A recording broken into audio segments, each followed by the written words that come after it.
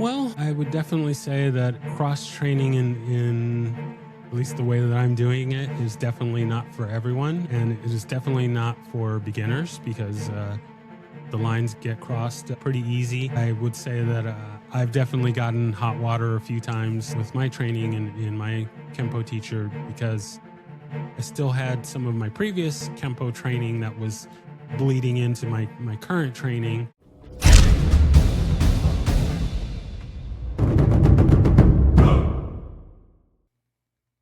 Hey, what's going on, everybody? Welcome back to another episode of Whistlekick Martial Arts Radio. And on today's show, I'm joined by Reggie Darden. Reggie, thanks for being here. Looking forward to this.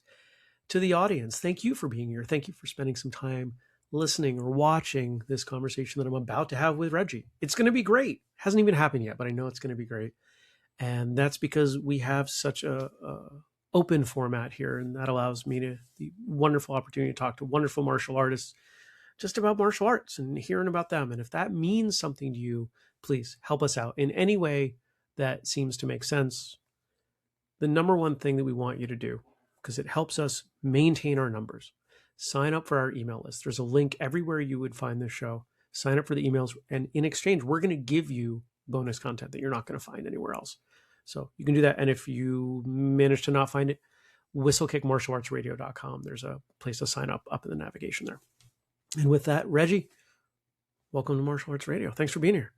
Oh, thank you so much for having me. It's it's fun to be a guest. I don't usually get to be on this side of it, so so this is fun. I'm looking forward to this. Yeah, I say the same thing whenever I'm a guest on somebody's show. It's kind of weird, right? It's like vacation. You're just like, wait, I don't have to check any levels. I'm just here, hanging out. Oh yeah, for sure. The technical part of it is nobody warns you about the all the little technical things that you do when you're doing the podcast thing. So yeah, it's been fun experience trying to learn about all of that stuff. Yeah, and there's no upper limit to how far you can chase it down, right? There's an infinite amount of technology. I mean, I've got this camera here that theoretically is a 4K camera, but I don't have the gear to run it in 4K and capture everything that I need to. So I think we're at 720. Yeah. Yeah. The podcast gear rat hole is it's very, very powerful, very, very powerful one. Very akin to purchasing gis if you're into Brazilian Jiu-Jitsu. I've managed to stave off that addiction to support my podcast equipment habits. There you go. Yeah, it's always it's the sign of a true nerd. Most people would say, "Oh man, I have this new piece of equipment. I have to completely reconfigure everything and how it's set up." But a nerd like myself, and I suspect like you, says, "Oh man, I have this new piece of equipment. I have to reconfigure everything." And it's kind of fun. Yeah. It is, except for when you get the gear right before you're about to record with someone. It's like, I haven't figured all this stuff out yet, and I've had to reschedule a few guests because of some new gear that I got in the last month or so. Oh, bummer. Well, I know we're going to end up talking about your podcasting, but I want to talk about your martial arts first, because my gut tells me that the martial arts led to the podcasting, right? You weren't a podcaster first. I'm pretty confident in that. But I think we'll have more context for why and what and how with the podcast if we go there. So we've established you're a podcaster, you're a nerd. Hopefully you don't think I'm pooping on you with that, because I wear it as a badge of honor. Okay, and you did say there were servers. You said there were servers next to you before we started the show. Oh yeah, there is a rack of computer servers right about 2 feet from me. Okay. Right. So yeah. So that's a nice toasty warm room. Oh yeah, it gets warm in here. Well, let's rewind tape. Let's go back to what's early Reggie's interest in martial arts look like. Well, just like I'm sure many of the listeners, viewers, I've been pretty much into the arts all my life. I grew up watching black belt theater and kung fu theater, and, all the Jackie Chan movies and Bruce Lee movies and Shaw Brother movies and all of that. So I always had an interest in it. I didn't formally start martial arts until the early '90s. um, I guess I was around 15 when I found my first school. But previous to that, friends would train in taekwondo or whatever kind of martial art of the day, and I would just kind of get whatever little nuggets from them that I could, and check out books from the library. I wish that I could remember the title, because there was this one book that I would check out, and for all the young whippersnappers out there that are listening.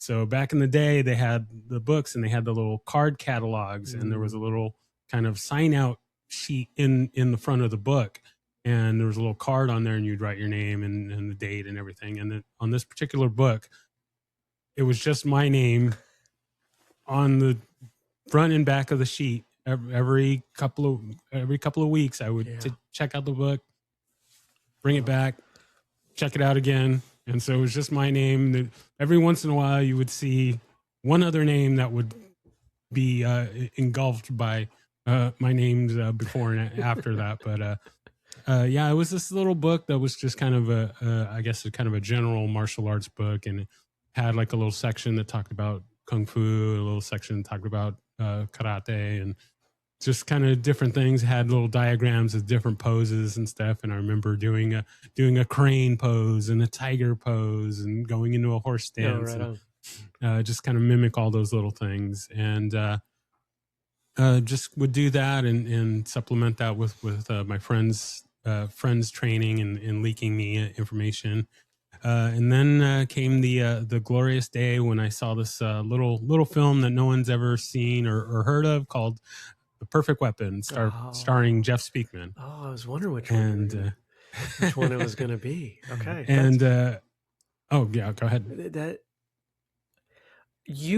I would have put money down as you were building that sentence that it was going to end with a Bruce Lee movie. Usually that's the build-up people give to some manner of Bruce Lee film.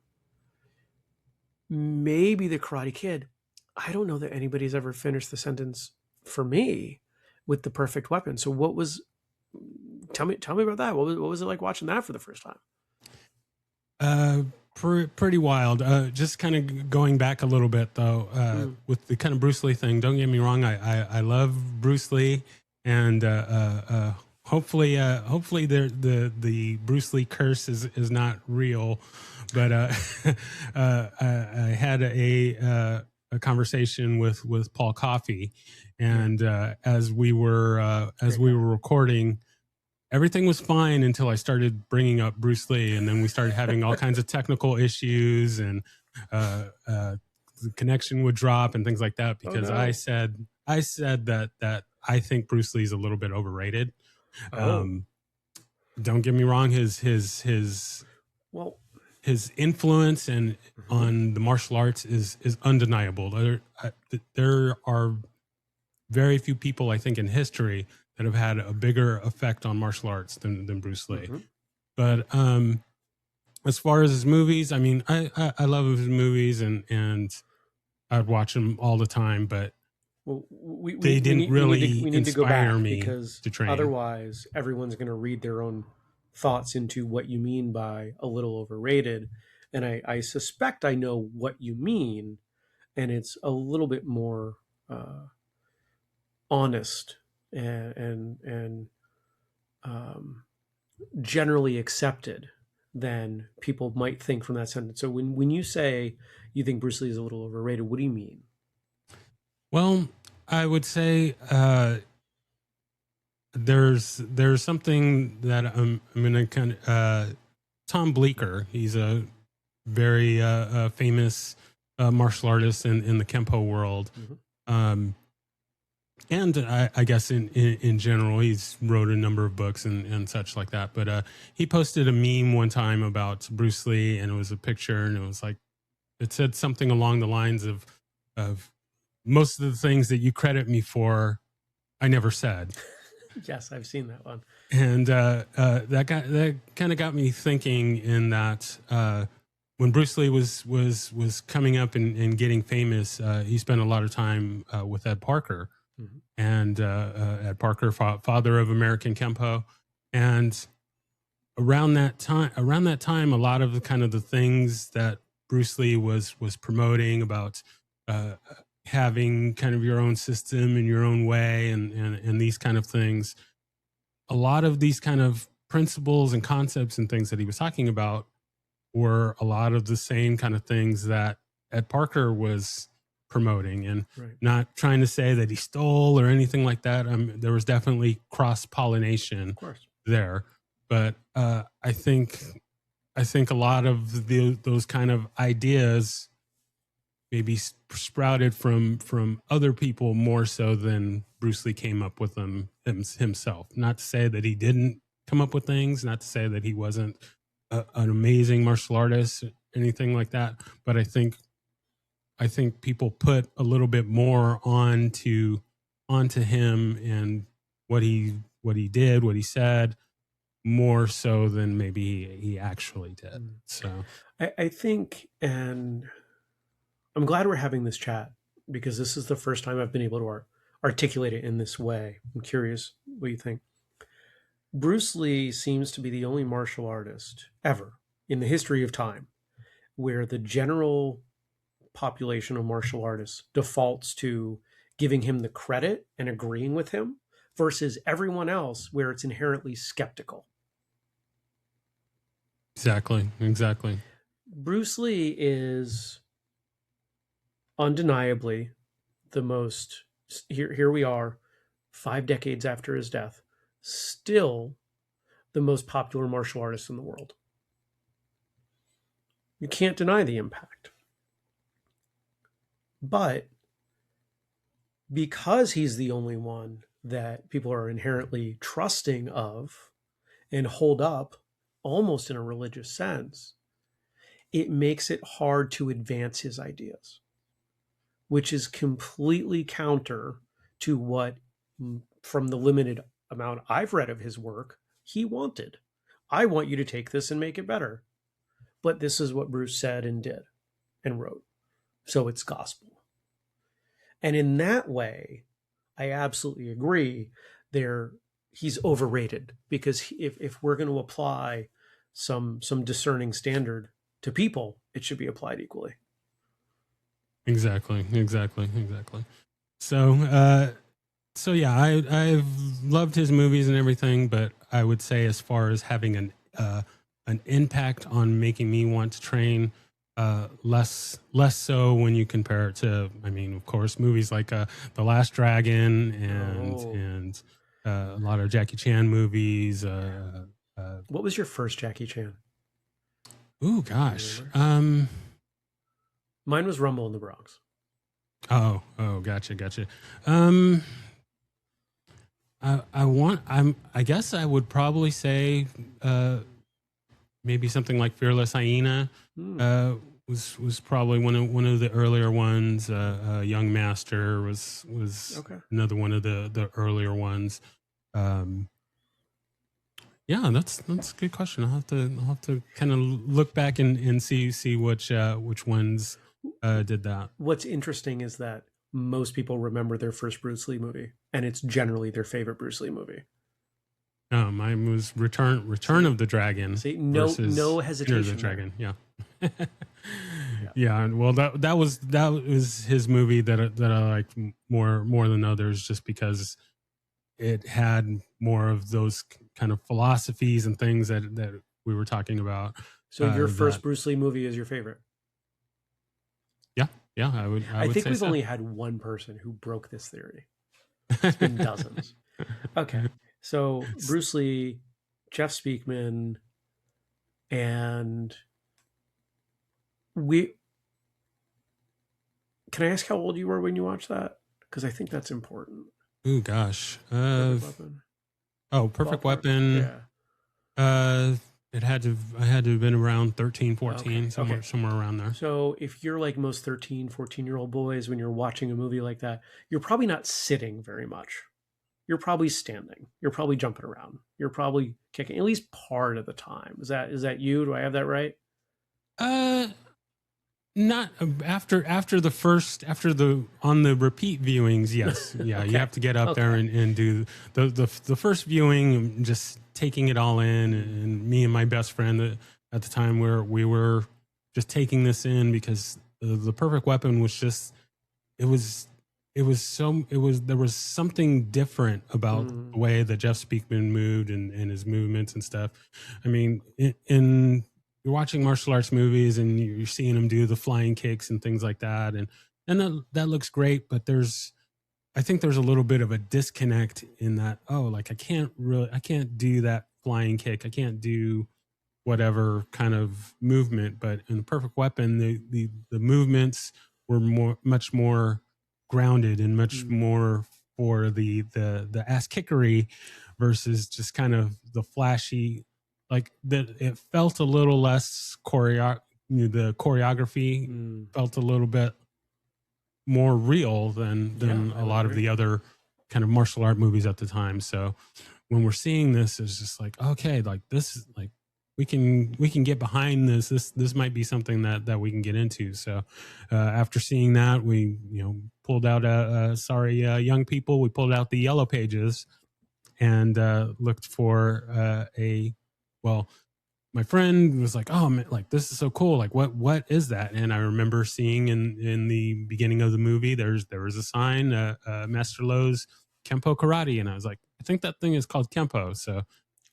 So we looked for a Kempo school and found one, and just got right in. Now my friend actually signed up first. I was not allowed to start training formally, so Why not? I have no verification of this. I can't prove it, but my father told me that he used to be a bodyguard for Muhammad Ali, and at the time, 60s, 70s, as martial arts were gaining popularity in America, he said that a lot of the other guys would talk about, oh well, I'm doing this karate thing and I can punch a guy in the chest and pull his heart out and show it to him before he dies, and I can punch a guy in this spot and he'll die in 2 days, and that kind of crazy thing. So he had this idea that karate was all about killing, and so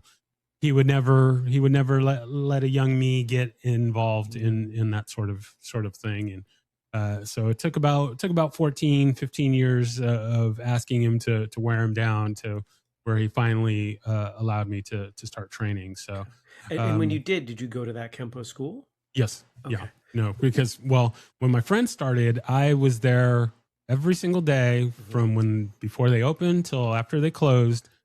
I sat there. That was my thing. After I got out of school, I would go run down to the studio and sit there in the parents area and just watch each and every class every single day. Okay, hold on. So here you are, you're 13, 14.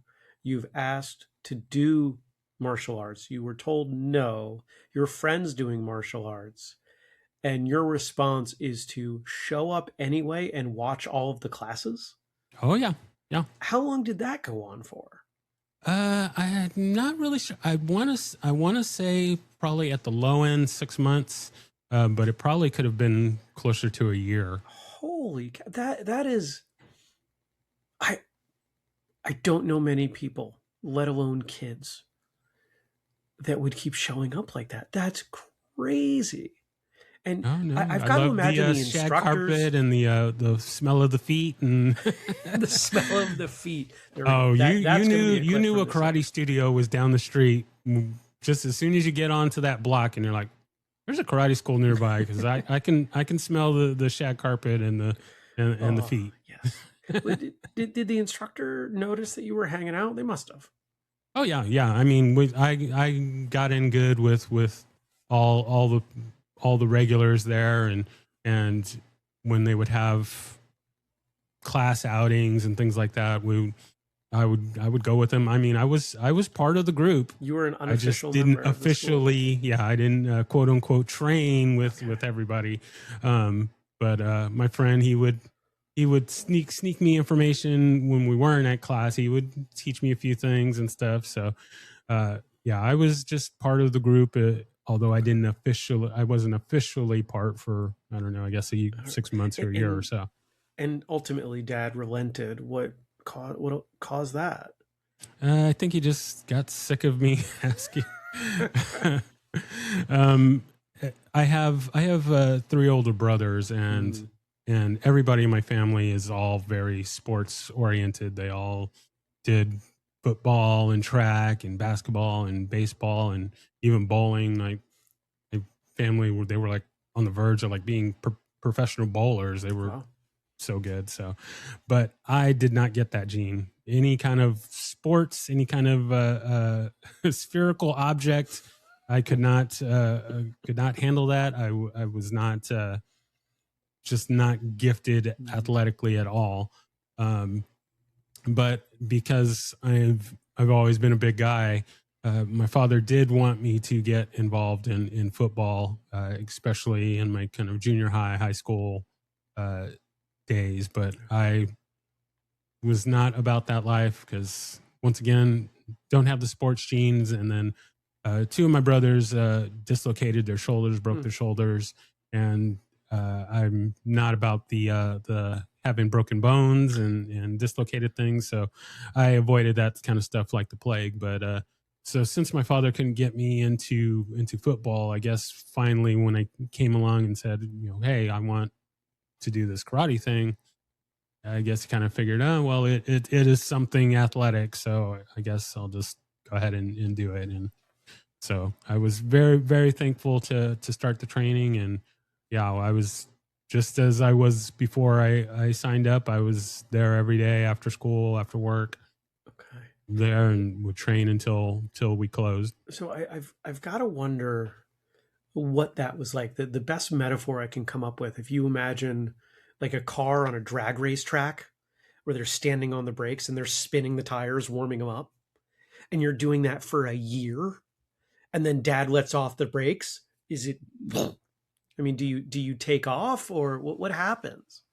I mean, it's just I couldn't get enough. I was just there all the time. Still there all the time. When before they opened, I would stand there and I would be waiting at the door for the teacher to come up, and he would unlock the building, we'd come in and just start working things and work techniques and kicks and all kinds of different things before actual class and before my private lessons and things like that. And you're then doing private lessons in there too? Yeah. Well, the school that I started at, they followed.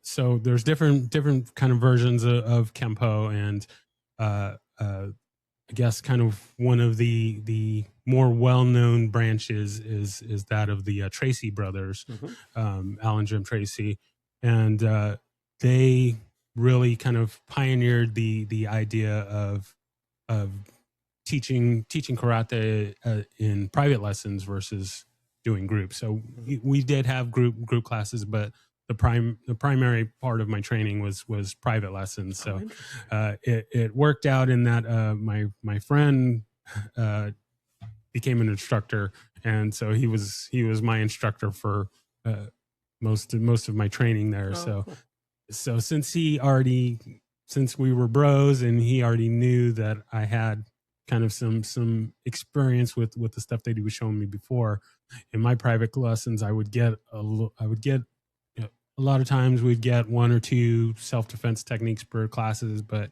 if I could handle them, he would give me 3 or 4 or 5 techniques at a time. So I was just like a sponge. I would just absorb them and just keep on trucking, and I just always wanted to kind of keep going. So as much as I could handle, I was given that, and I couldn't get enough. So what's the next highlight along the timeline? So I trained there until I left for the army in '96, and well, I was in the army, did the army training and that sort of thing, and they have a little kind of basic combat training. I did And not expect you to say you were going into the armed services based on what you said before about athletics. Like, talk to me about yeah. that. Come on, there's a story there. Well, with my older brothers, I kind of saw the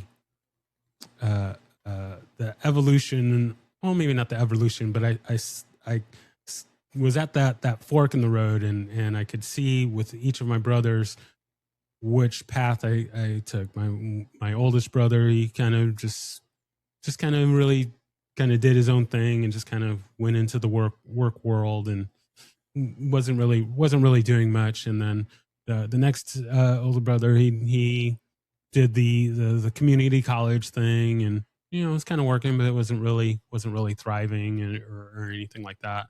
And then the next brother, he went off to UCLA, and yeah, he was struggling there. And so I saw, I was like, well, I don't want to go in either one of those paths. And even though I swore off the military, both my parents were Navy people, and I'm not a great swimmer, so I said I'm not getting on a boat.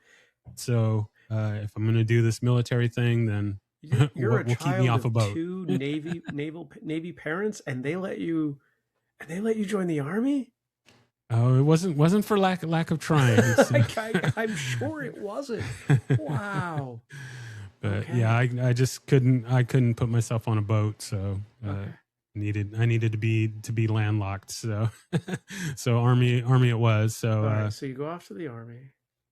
so yeah, once I finally made it to my duty station, I wanted to keep. I still had the bug for training, and so I tried to seek out some training options. And there was a gentleman that was teaching on the base, and he was teaching a combination of Taekwondo and Hapkido. Mm-hmm. So I got to do that for a little bit, but I had to.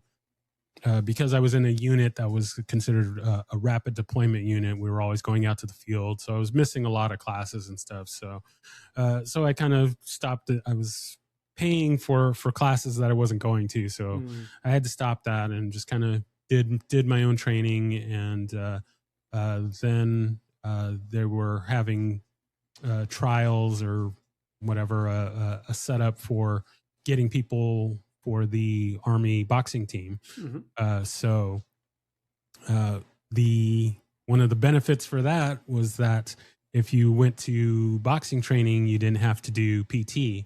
And I was in a unit where all they do is run. And I am a terrible runner. I have flat feet. I cannot run for nothing. So anything that'll get me out of PT is the way to go. So I signed up for the boxing training, and yeah, I started to do that, and enjoyed that. And of course, without fail, my dog decides that she wants That's to what fight. that Come was. here. I was like, what is that noise? It's a squeaky Yeah, toy. she grabs her most loud toy. Sorry about that. It's okay. It's okay. We've had far worse. We'll have worse in the future. I love dogs. You're good. Yeah, I tell my wife it wouldn't be a podcast if she didn't chime in. So come here, bring it here. So yeah, she loves her little squeaky snake. So especially when we're recording. Yeah. So yeah, I did the boxing for a while, and that kind of kept me fed until I got out of the Army. And I'm originally from San Diego, California, and when I got out of the Army, I moved to Texas, the Dallas-Fort Worth area. So wanted to continue my training. Of course, I wanted to go back to my original school, but couldn't do that. So I just kind of did my own thing, and kind of, I guess, kind of misguided, and no disrespect or anything to Taekwondo, but for some reason I felt like there was some sort of rivalry between Kempo and Taekwondo because of that movie, and so I didn't want to get involved in a Taekwondo school. And I looked at some different styles and stuff, but all the various schools that I went to, I just didn't find what I was looking for. Just didn't find what kind of scratched the itch. And then on my yearly, multi-year rewatching of various movies of my youth, I was rewatching another very influential movie in my life, and that was Only the Strong with Mark Dacascos. And that led me to my next martial arts love, and that is of capoeira. And so I sought out a capoeira school and started that training. Yeah, and you know, when I think back to watching Only the Strong, there isn't even a lot of capoeira in that movie. But I came out of that thinking, man, this is the coolest thing I've ever seen. And there still isn't a lot of capoeira in the US, but there was very little back then. Was it hard to find a school? I thought it was going to be, but I lucked out. So I was living in the Dallas-Fort Worth area and looking for school, and I did find one in Dallas. Unfortunately, the timing was bad because I found the school about 2 weeks before I moved to Reno. And so I don't know, the gods were conspiring against me or something. I'm not really sure. But when I got to Reno, capoeira was still in my mind. So I thought, well, let me see if maybe I can find something out here. And I lucked out in finding a person that was teaching in Reno. He lived in Tahoe, in the Lake Tahoe area, but he would come up to Reno and he was teaching. So I just stumbled onto it and went to a class and just watched the first class, and I was just, all right, I'm in love. I'm signing up. There's nothing like a capoeira class. There's nothing, for sure. The energy for the audience out there. If you've never seen, I mean, you can go, you can look at capoeira, you can see what it is, you can look at the movements. But I've been to a few different capoeira schools, and it is a martial arts experience unlike anything else I've ever seen. Just there's something about it, and it doesn't even have to be when the music's going. There's just a different culture within capoeira that I think, when they get it right, is just so warm and so inviting. Would you say you'd agree? Oh, for sure. I mean, there are lots of different groups and different schools and teachers out there, and everybody has a different vibe. But just the schools and the teachers that I've been exposed to, I mean, it's just an instant connection, and it's very akin to the way it is with veterans, in that I can go somewhere, I can go for a capoeira event, I can go to a different state, wherever, for a capoeira event, and if the second that I run into another capoeirista and we start talking, we have this instant connection. And it's the same thing anytime I run into another Army person, a Navy, Marines, or anything like that.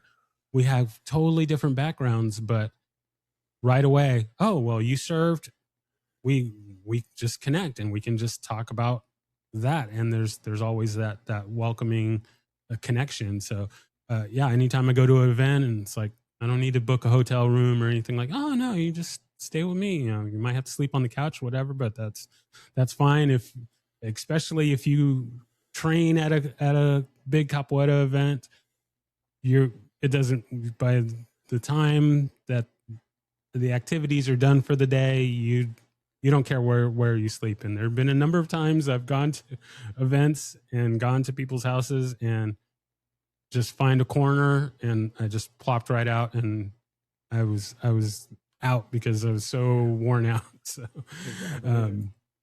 yeah, so I got hot and heavy into capoeira, and was doing that for years. As I was going through the training, I kind of inherited the group that I was part of, and that transitioned to me teaching the group and leading the group for a long time, and did that until I found myself moving back to the Dallas Fort Worth area, and just kind of got into, still continued with capoeira. And as kind of the years went on, the call of Kempo got back to me, and found a teacher, and started getting back into that. And then just things kind of snowballed, and now I'm at the point where I'm training 5 different arts at this point. So we've got American Kempo, Capoeira, Brazilian Jiu-Jitsu, Muay Thai, and Hapkido. Okay. How many different places do you have to go for that? Well, so with actually only 2. When I started at this American Kempo place, unfortunately, the teacher had to close his doors a couple of years ago, and so we were just training in the in our garages and at the parks and that sort of thing.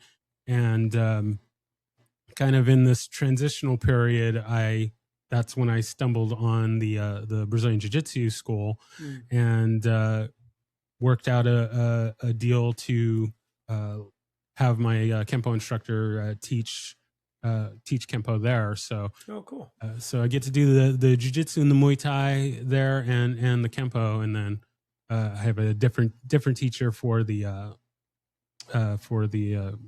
Hapkido, and then there's a few capoeira schools here that I kind of bounce back and forth between, and I have some of my desire to try and start my own group, start my own school here, and there's things that I've tried and they kind of haven't gone quite the way that I want to. So it's still something I'd like to do, but there's, with everything else that I do, it's kind of hard to get full time on that. I get that. Okay. So 5 different arts, and I understand the draw. There have been times where I've been, I think 3 was the most I was doing at one time in recent memory. Maybe college was 4. Whenever somebody's training multiple things, the lines tend to get blurry.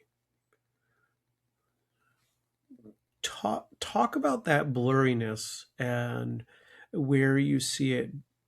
I would imagine some aspects of it are good and some might be challenging. So talk about the blurred lines.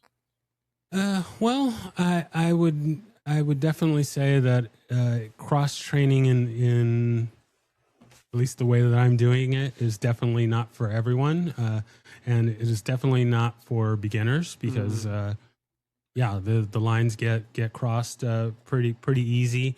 I would say that I've definitely gotten hot water a few times with my training in my Kempo teacher, because I was still I still had some of my previous Kempo training that was bleeding into my current training, and then starting getting into these other arts. Yeah, there are some things. The way that we do things in Hapkido is not the way that we do things in American Kempo, and the way that we do things in Capoeira is definitely not the way that we do things. I mean, I had a hard time when I started Capoeira, because pretty much everything that you learn in Kempo is opposite than you learn in Capoeira. And so there was, and I guess I even still kind of struggle with it a little bit.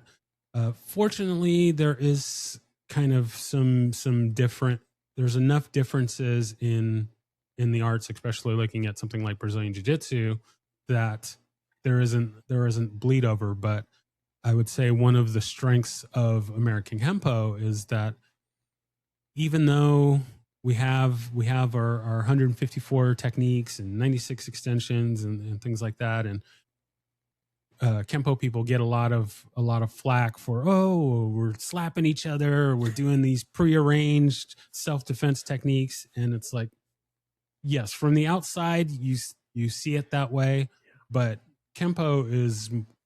American Kempo is principles and concepts more than it is self-defense techniques or katas or whatever. And so if you use the principles and concepts of American Kempo, they fit really well in other arts.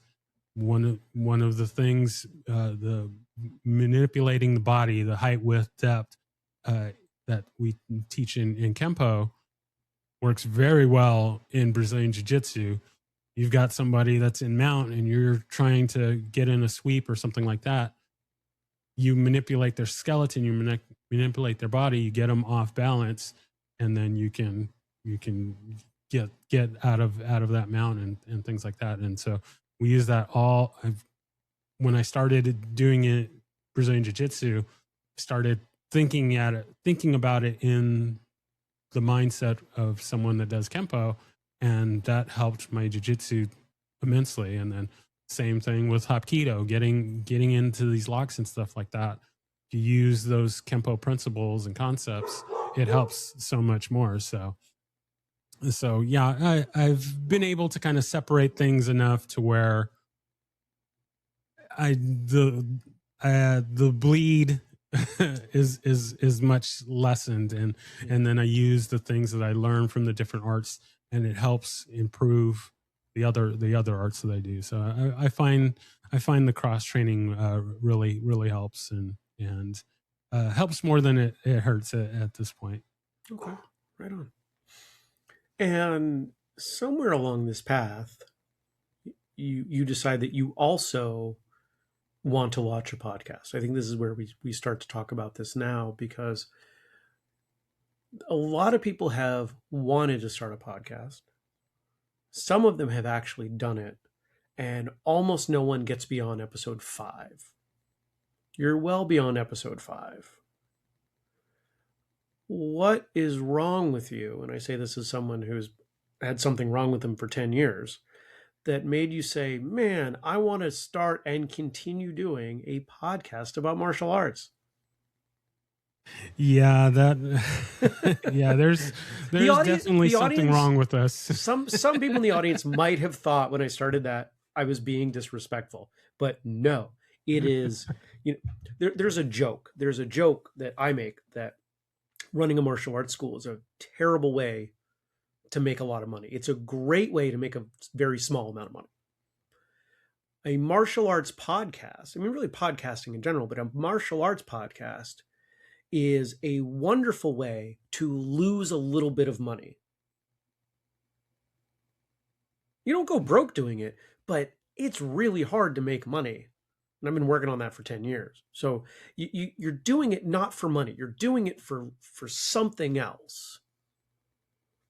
And I mean no offense, but please. No, that's a perfect way to say it. The only thing I would change is it's a way to lose a lot of bit of money if you're someone like me. Yes, because I have a lot of gear that I really don't need to do this, but that's the nerd part of it that right. takes over. But it can be a hobby, and there's nothing wrong with that. For most of us, martial arts is a hobby. Podcasting is, for a lot of us, a hobby. It's neither of those things to me, because I try to make money at everything I do, and not that I'm always successful.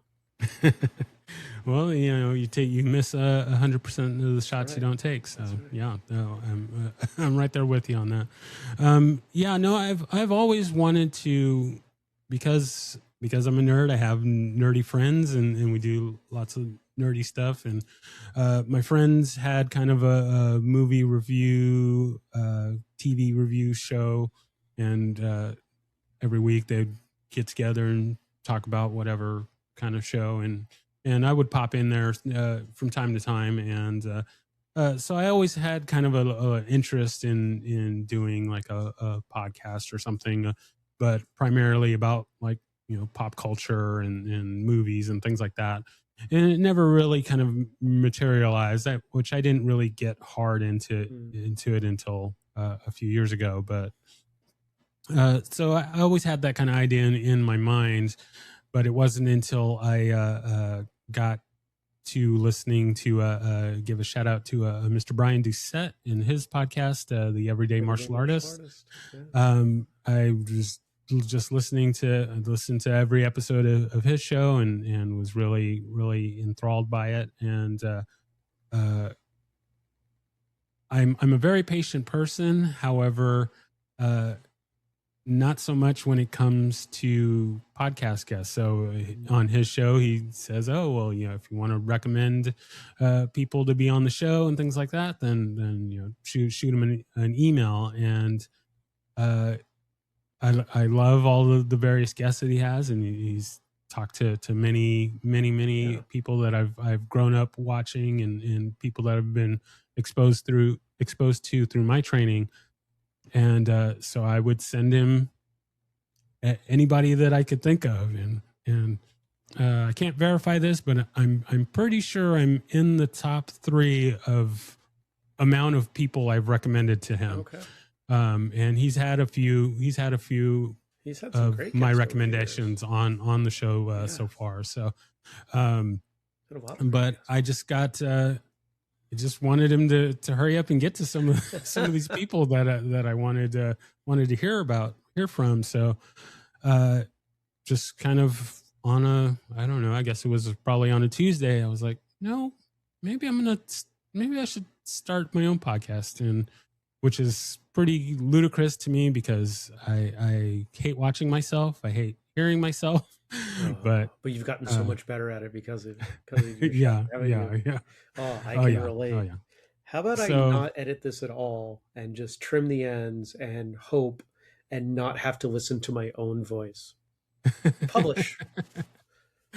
Yeah, no, I was pretty kind of terrified about doing it, but I just said, you know what, I'm gonna try it. So went on Amazon, found a cheap microphone, and shot an email to Mr. Doucette, and was like, hey, I'm thinking about doing a podcast. Like, got any tips? And he said, hey, like, give me a call. And I was like, oh, cool. what? Yeah, like, Brian's I'm gonna talk to this show host, and he's gonna give me tips. Like, what?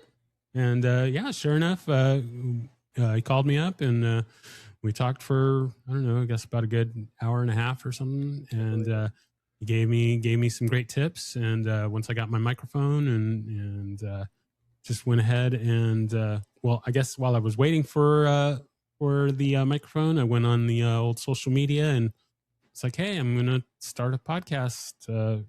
Anybody want to be on the show?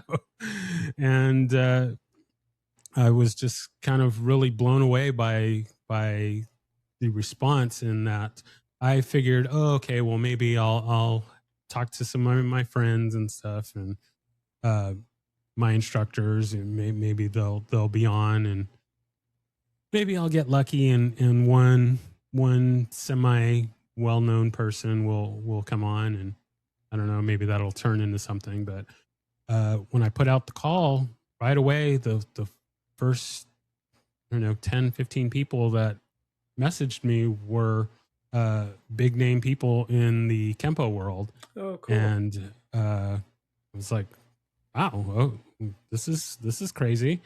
And so yeah, I just started, anybody that would say yes, I was like, okay, well, let's do this. And so I've had a mixture of well-known people and not so well-known people, and just been enjoying it. I think that we all have stories that are worth sharing. I love hearing the stories, and me too.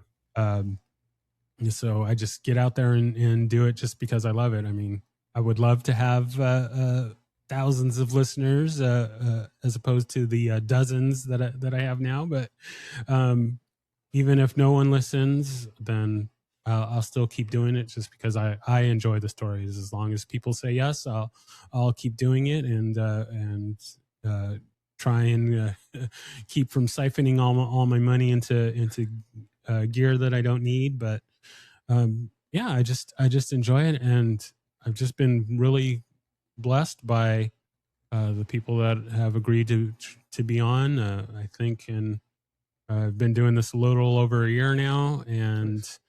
I've had 2 no's so far of everybody that I've Yeah, asked. and So and that's pretty much what we see too. Is most people are willing to come on and talk. Most martial artists like talking about martial arts, and the just to respond to the numbers, it's I think it's the same as teaching, right? There are a lot of martial arts instructors that they start running a school and they're tying their value to how many people are showing up, and I don't think that that's the right way to do it. I think it's you're tying to the impact for those people.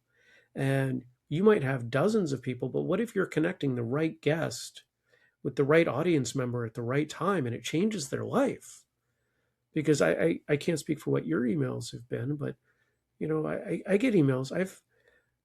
The thing I am most proud of with this show from over the years is that people from one, two, three, four, I want to say it's 4 or 5 different continents have said that they got back into their training after listening or watching the show. That I can't think of anything better. That's awesome. yeah, no, I've had one of those. So Actually, very early on, there nice. was somebody that I had on my show that I did have on as a guest, and actually at this point, they will have been on twice. But um, early on, he was like, "Oh, well, uh, I heard that my first guest was a man by the name of Jamie Seabrook, and he's pretty big time in the Kempo world. And this guy messaged me, and he was like, "Oh, well, I listened to the episode, and I just really enjoyed it, and I've been kind of kicking around the idea of getting back into training. I was training as a kid and got my junior black belt and all that stuff like that, and I've been kind of dipping my toes into training, but." Listening to the episode, it got me inspired to go and really get back into it. And not only did he get back into training, but he also trains now with Mr. Seabrook, and he's just like, yeah, I was kind of on the fence, but just some things that I heard in this episode just Mm, pushed me over the edge, and yeah, that's awesome. we're in constant contact and following each other's successes and stuff like that. And he's going to be testing. I'm not sure which degree. I think it's like 3rd or 4th degree black belt coming up in a few months. So yeah, it's been exciting. That's great. Well, I hope you do continue because the more of us out here doing this, the better, right? And I've said it quite a few times on the show. If somebody finds a show that they like better than our show, I want them to, and they're only willing to consume one, go watch that show, because ultimately, I mean, for us, we're not a podcast company, we're a martial arts company, and if it gets you training or keeps you training, then I'm happy. And so that's kind of my plug to everybody else. I hope you will go check out Reggie's show, which is remind us of the name again. So it's called the My Empty Hands, and yeah, you can find it. I'm on YouTube. I started off as a audio only show, but now I have dipped my toes into the wonderful world of video, and it's go big or go home. That's right. I just did 2 live episodes Oh, the other cool. day, and um, yeah, it's excited for how things are going, and yeah, I just want to just keep putting things out there and keep talking to people. But yeah, Yeah. myemptyhands.net is the website, and then My Empty Hands podcast is on all the various social media type type things, or you can just look for my name, Reggie Darden, and Perfect. And we'll get all that stuff linked in the show notes for folks that might be driving or something and aren't going to write it down. Awesome. Don't crash. Don't crash on account Yes, of Reggie. please don't crash, because then you can't listen or watch. And... That's right. right. Our concern for your safety is really only as an audience. No, that's not. I'm sure that's not true. Or if you do crash, just make sure that you're okay enough while you're in your hospital bed recuperating that you can, subscribe and just keep watching them on loop. Push those numbers up. That's right. That's right. I love it. Everybody go check out Reggie's show. So where do we go? How do we wrap this? Gosh, well, that's actually one of the things I need to find a good catchphrase or something for my show, because I'm never really sure how to end it. But on my show, I do what I call the lightning round, because I haven't thought of a better name for it yet. But I have a few questions that I ask people, and that's usually how I end it. You know what's funny? Would you can be the first for something. So we have a lightning round that we do after the show officially wraps, and then that is often the bonus material that we will put out for episodes. Would you like to be the first person to do, and I hope I'm honoring you doing a lightning round on your show, not making it sound like I'm stealing your idea. But if you see it as an honorific, I would love for you to be the first person to do it as part of their episode. I'm down. Let's do it. I'm going to move the microphone a little bit, and I gotta fire this up. All right. So the way we do ours is it's 60 seconds. I've got a whole bunch of questions here, and I just pick a random spot and start, and I keep my phone off to the side to time it. Does that work for you? That works. Okay. All right. And here we go. 3, 2, 1. Training with music or in silence? Sometimes either is good. I mean, when I train Capoeira, obviously that's with music. Doing bag work and stuff like that is fine. And then sometimes my Kempo teacher, he would like to play Journey while we train. So I'm good either way. What's your favorite thing to hit? Gosh, person in the face. Left hand or right hand? Right, but I try and go southpaw when I can. One technique you couldn't live without? Gosh, just I don't know. I guess a good stance is okay. Strength or speed? Speed. Flexibility or balance? Ooh. I want to say balance, but my balance is terrible, so I will say flexibility. Okay. And the time goes so fast. It goes so fast. And to the audience, that's one of the things that we do with a lot of the episodes, if the guest doesn't have to run. Because Reggie, there's usually, you end the episode and then you chat for sometimes 30 minutes, sometimes an hour. I've had guests that we spent longer after chatting than we did on the actual episode. Oh yeah. And that's why we don't stop the recording until they're actually ready to leave. Come on, camera, focus. There we go. Because sometimes I get guests that say awesome stuff, and I'm like, we didn't record that. Come on. Oh yeah. I've had multiple guests. There's two names that stand out to me, but give them a call, and it's like, okay, just checking in. Just wanted to check in on a couple of details, like 2 minutes. But one person, we talked for 3 hours after that. And then the other one, I think, was like 2.5. Yeah. 2.5 hours. And you're sitting there the whole time going, man, I wish I had this recorded. Yeah, that's one of the reasons why I have some of the gear that I have, because on one of those calls, I got done and I was like, oh my God, I had this thing sitting right here that I should have recorded that. And you'll probably get to a point, because if you follow the path that I did, where you kind of overcorrect and you're recording everything Like I went through a couple year period where if I had a martial arts friend in the car and we were driving anywhere more than 30 minutes, we'd record. Be like, hey, so you want to record an episode? And they're like, I thought we were going to dinner. It's like, well, yeah, but we can make an episode. I don't do that as much anymore, but losing good content. I've been tempted to carry my little portable mics around with me to just in case. You never know. You never know.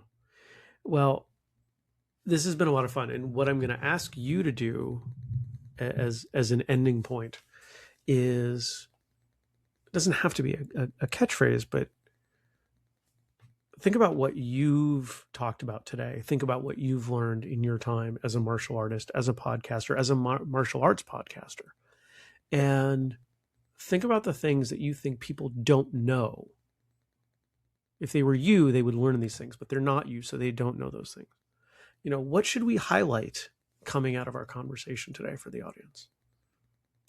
Well, I would say that one, just don't be afraid to do things, to get outside of your box. I mean, sorry, I'm going to throw my brother under the bus, but he's been talking about doing a podcast, and for years probably at this point, versus I said, okay, I'm going to start a podcast on Tuesday, and I think I recorded my first episode that Saturday. So you just have to get out there and do it. And life's too short to not do stuff. And there's something that I heard recently from my jiu-jitsu professor. I don't know if he came up with it or if it's just out in the air, because I've heard it in a few other things recently. But he said about turning one day into day one. And I'm so in love with that concept, that idea of, especially we're still in the beginning of the year, and all these people have these resolutions that I'm sure they've dropped by now. And it's all because, oh, well, I'm going to start this diet on Monday. I'm going to start going to the gym on Monday. Like, there's no reason to wait until Monday. Go ahead and go out to the dojo, go out to the studio, wherever. Go today. Go right now. If you're in the middle of doing something, as soon as you get done with doing whatever you're doing, go sign up for something. Go, even if it's not even martial arts, if it's just something that scares you. So I will also go ahead and put out there that my wife is getting her first tattoo on Saturday, and she's just been telling me like, oh, I'm scared to do this. And it's like, no, that's exactly why you should do it. Is if it scares you, go ahead and do it. So it either gets rid of that fear or lets you know, hey, maybe this is not the thing for me, but at least I can't go away with having that regret of not doing it. So if you want to go train in 5 different martial arts, go and do it. Want to start a podcast, go and do it, and not just sit around and say, oh, I'm going to do this, I'm going to do that. Just do it.